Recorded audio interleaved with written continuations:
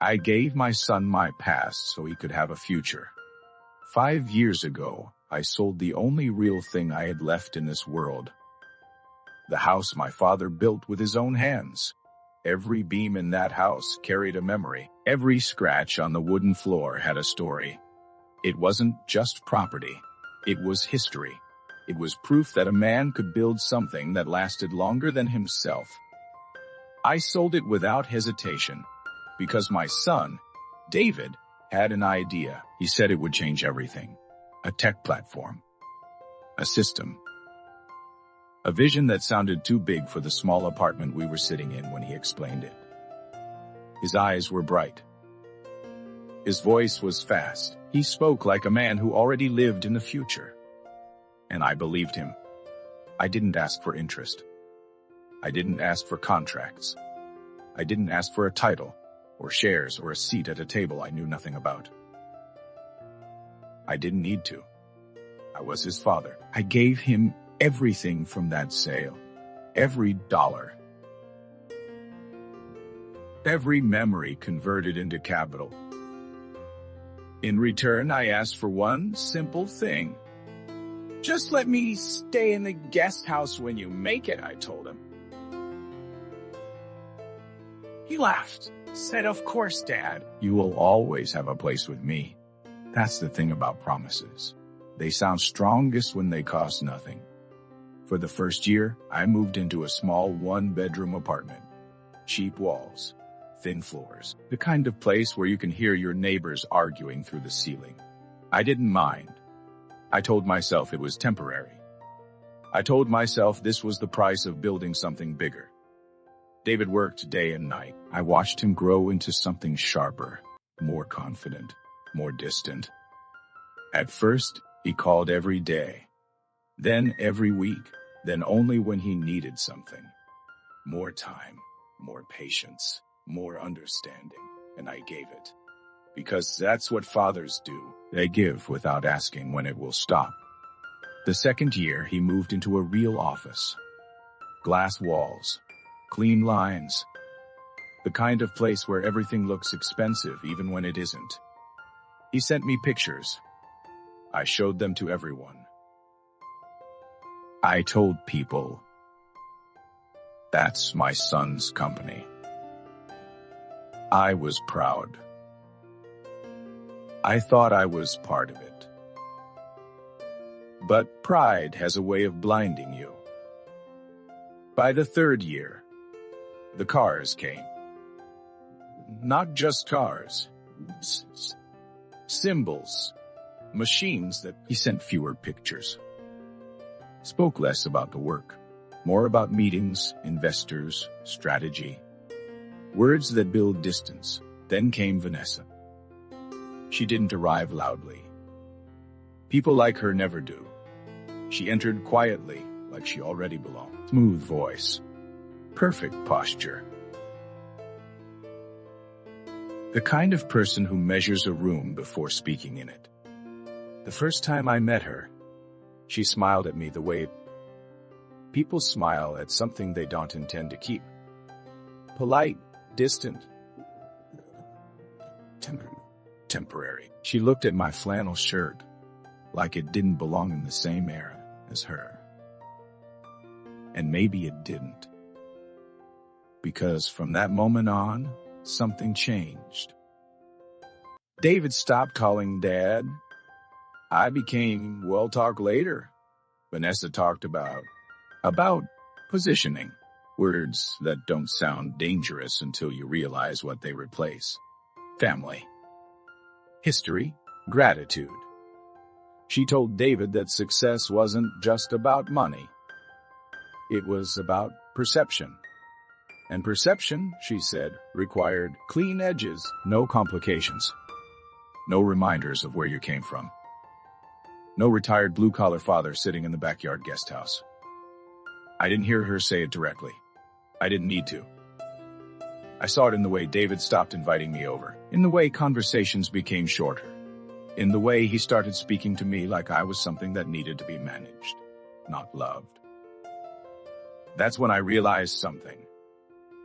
I wasn't a partner in his success. I was a problem waiting to be solved. There's a word for this. Parental objectification. When a child stops seeing their parent as a person and starts seeing them as a function, a tool, a stepping stone, something that was useful once, but no longer fits the image they're trying to build. And when something no longer fits, it gets removed. David didn't argue with me. He didn't fight.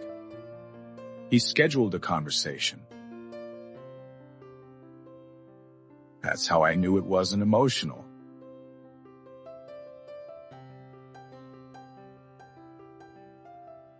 He was strategic. He sat across the same office I used to show people with pride. He wore a suit that cost more than my first car. He spoke carefully, like a man presenting a solution. "Dad," he said, "this is for your own good." Those are the most dangerous words a person can use because they don't leave room for disagreement. They sound like care, but they feel like control. He told me the house was too busy, that the environment wasn't stable, that the guest house wasn't appropriate anymore. Then he told me where I would be going, a facility. Clean, organized, better suited for your needs. So I walk 5 miles a day, but apparently, my needs had changed. He didn't ask me, he informed me. That's the difference between love and decision. Love includes you. Decisions replace you. 2 weeks later, I was sitting in a room that smelled like bleach and silence. The walls were gray. The floor was polished but lifeless. The window didn't open, and the view was a brick wall, not distant, not symbolic. Close enough that you could see every crack, every imperfection. It wasn't a view, it was a message. This is what you are now. Contained. Limited. Finished. David didn't visit. He sent someone. An assistant. Young. Holy.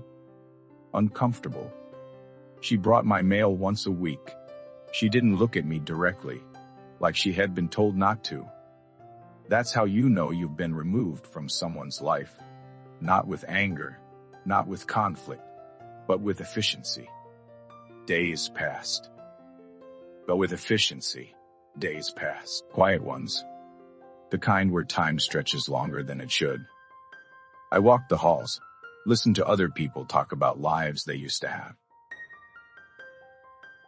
Stories that ended without warning. And then one day I opened a folder. An old one, something I had brought without thinking. Inside was paperwork.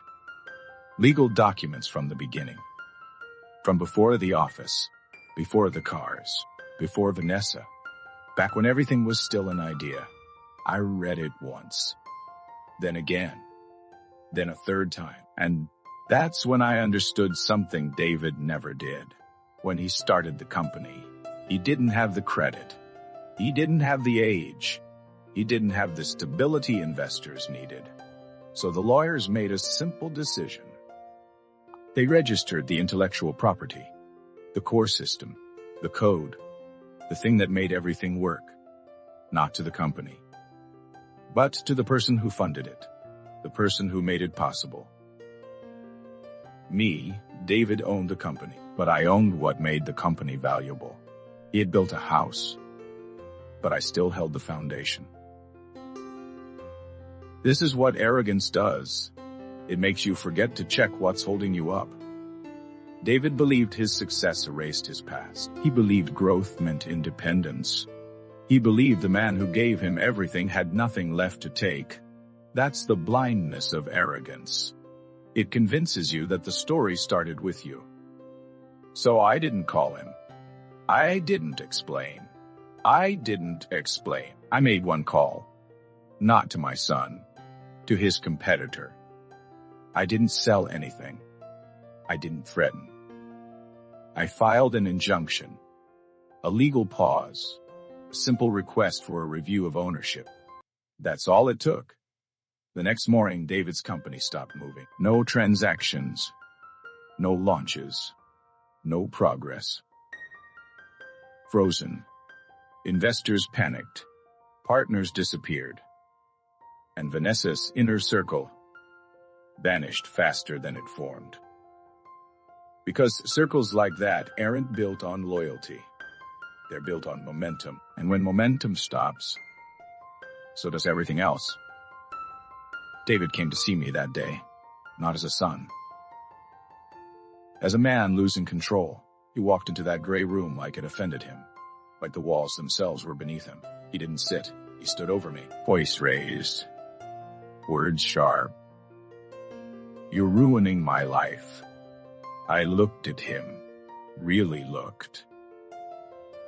Not at the suit, not at the title, at the boy who once asked me if his idea was good enough. And I said the only thing that mattered. "No, David, I'm taking my house back." That's when he understood. Not everything, but enough. The company didn't collapse. It didn't need to. It was sold, quickly, quietly, at a price far below what it was worth, because urgency reduces value, and David had no time left. I took my investment back, every dollar, with interest, not because I needed it, but because value should be respected. I didn't move into his mansion. I didn't take his lifestyle. I bought something smaller, a house by the lake. Simple, quiet, real. The kind of place where the air feels clean, where mornings don't come with noise, where the past doesn't feel like something you need to hide. And David? He learned something no one teaches you in business. Success built without gratitude doesn't last, because eventually, you run out of people willing to believe in you. And when that happens, all you're left with is a brand, and no one wants to invest in a brand that forgot where it came from. There's a lesson in this. Not about revenge, not about control, about balance. Never believe you've outgrown the hands that built you. And if you're a parent, love your child, support them, believe in them. But never sign your life away completely. Always keep something in your name. A key, a foundation, a way back. Because love should be given freely. But dignity must be protected. So tell me this, is a child's success worth a parent's dignity? If you don't think so, then you already understand everything that matters.